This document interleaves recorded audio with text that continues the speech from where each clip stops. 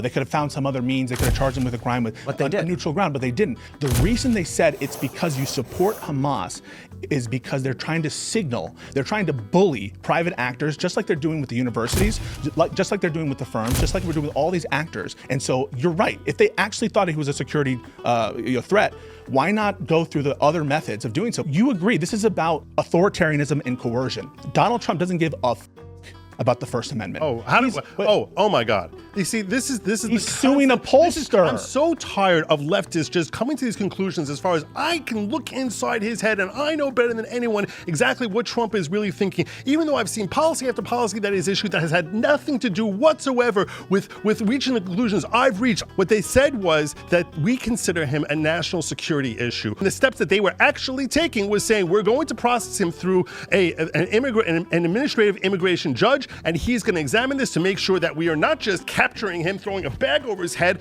and like they're doing with the Venezuelans.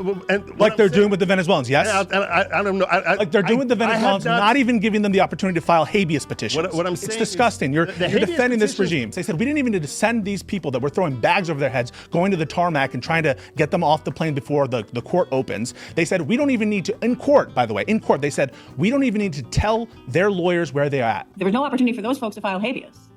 Then that's the issue for the TRO, to freeze things in place so that compliance with due process can occur. Well, Your Honor, as to due process, you haven't disagreed with any of my facts about there wasn't time for the people on those two airplanes.